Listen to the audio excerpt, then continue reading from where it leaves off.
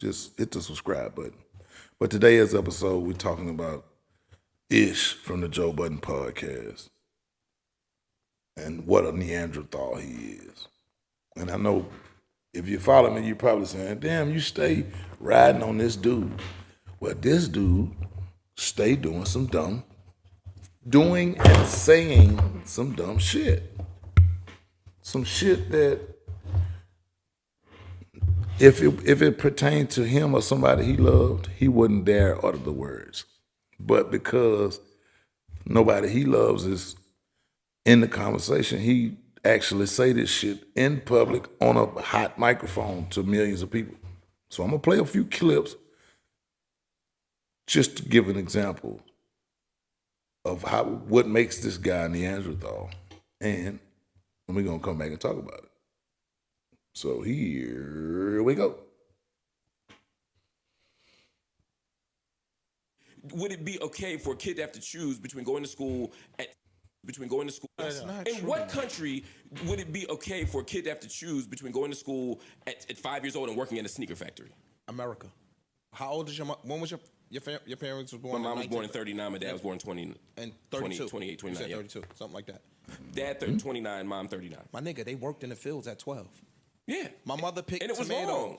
Yo, it was a sign of where they were in their development of that time. Today, we have the benefit of privilege where we can. First of all, he asked in what country would it be okay for 5-year-olds? And then the first thing he do is switch it to 12. But that's just a small micro dose of him being Neanderthalic or whatever the word, whatever the proper term is. That's just one example of him being a shithead, so to speak.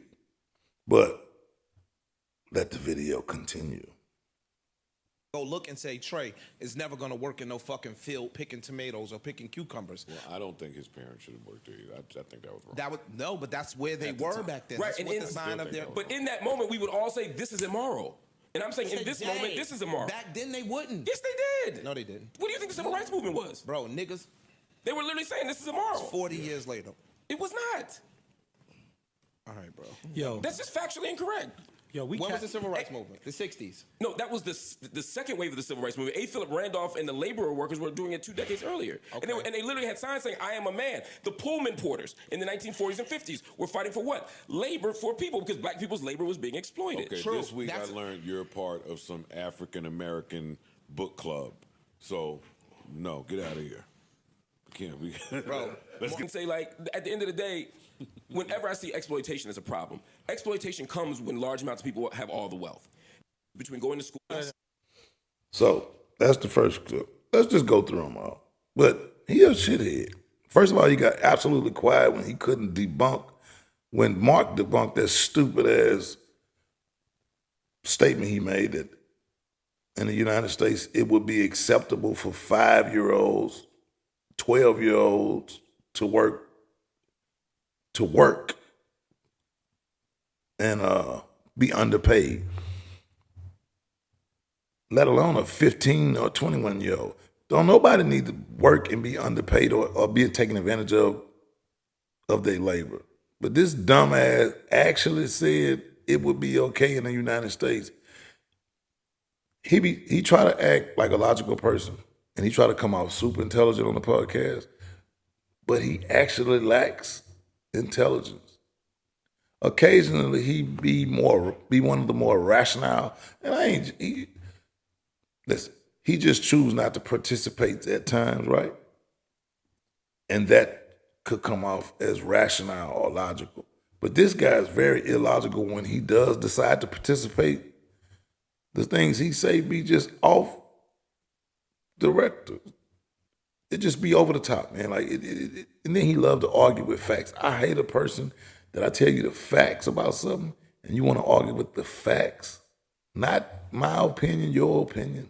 You're arguing with the facts. I hate a person like that, bro. I can't even tolerate those kind of people, bro, because at the end of the day, life is about progression. We're not going to progress if you feel like you can argue with the facts in something. That's a waste of too much time and energy. And I don't even like your thought process if you want to argue with the facts. But let me play another clip of just this Neanderthal being Neanderthalic.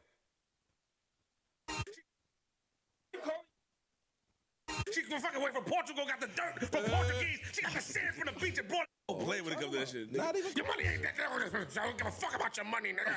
I'm a man, nigga. This is mocking him, further letting you know what I'm saying is true. We walked on the stand and give it the first time, motherfucker. Who the fuck you think you talking to, Joe? I like when you get like that. It's fuck that nigga, Ish. Word. I like thoughtful shit, yeah, nigga. The first door I got, my girl reading. Nigga, my first house I lived in, my girl purchased it for me, nigga. This actually funny as hell. Because if you know this guy, Flip nailed it, man. That's his personality, man. He just want to argue for the sake, because he got two fucking lips. He want to argue because he got two lips. And that, it becomes much. Calling your bluff, and the way I say, why you go, you got it, you got it, you got it, and then when I Another clip of him being mocked. calling your bluff, Mark was saying, you got it, you got it, you got it, and then when I it's funny, but you got to see the video. Matter of fact, I'm gonna put the video up. But it was Mark showing how he reacts when he's losing an argument. He walk with a limp, so he limping off like, you got it, you got it. And you heard him say that in the first clip I played. He was, you know what, you got it. But then he decided to engage because he's easily baitable. He can be baited to engage. Easy target. You know what I'm saying? Because he think he know it all, and he don't know as much as he think he does. And anybody that live like that, you easily be baited because you think you know something and people got facts, so they gonna trigger you quick. It was a time when I came off like that. People used to be like, you think you know it all? No, I know a lot. Now, I don't speak on it if I don't know about it. I try not to speak on it if it's not a fact-based conversation because I'm too old to be giving out bad information to young people or whatever. So now I try not to talk about it if I don't absolutely have the facts. But it was a time when a motherfucker could have said, man, you think you know it all and you don't know. But I'm one of the guys that's gonna go seek the information. If I don't know, I'm gonna get the right answer. We're not gonna speculate and do all that. I'm gonna get the right information. That's me. That's what I'm gonna do. But this nigga here argue with the facts and just be wrong and be looking crazy, look mad emotional. And you know, like everybody that come on the podcast, one way or another poke a little fun at it, they'll be like, yeah, Ish, man, you know what I'm saying? They just gonna say something to him because he stand out in the bunch. He's the emotional one. Let's just say what it is. Ish is the emotional one on the podcast. Ice is yes man 75% of the time. I ain't gonna say they agree on everything, but he is yes man 75% of the time. And I think Imani is one of the more rational thinkers. He think more logical. A lot of times when they, like say Joe and the twins, I call the twins Ice and Ish. So when the twins got a point and Joe got a point, Imani will come in and be the logical voice.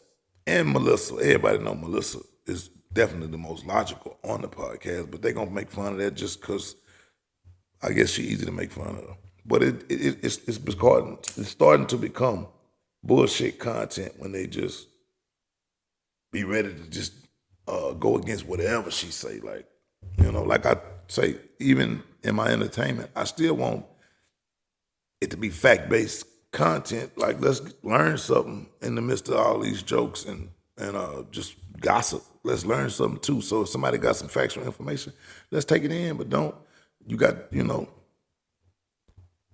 the Three Amigos, the Goofies, and Flip, the Three Amigos and Flip and Parks. They gonna poke fun at whatever idea she come up with or whatever point she be trying to make. But, I'm saying when somebody got some information to give, let's take the information and not make a joke out of it. And that's what they known for. So it is what it is. I just want to talk about that. I want to talk about how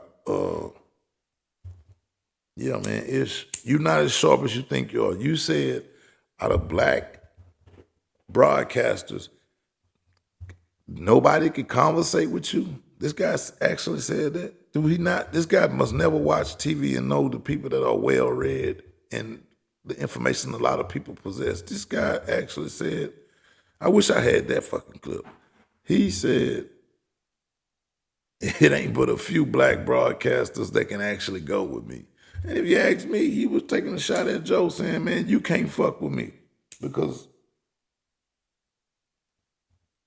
Joe not the smartest motherfucker on the internet, you know what I'm saying? He was talking in terms of intelligence and knowing a lot of information, knowing a little bit of information about a lot of topics. So he wasn't talking about funny and just can carry a show like Joe do. He was saying, can't nobody fuck with me. Like, I'm sharp and I know my information, but Mark make you shut up all the time. Pretty regular. Mark gonna get under your skin every episode. It's so bad. It's to the point to where I really feel like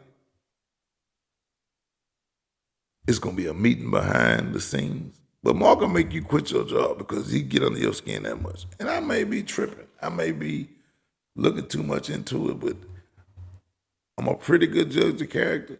And you one of the people that don't like to be proven wrong, and you proven wrong every single episode.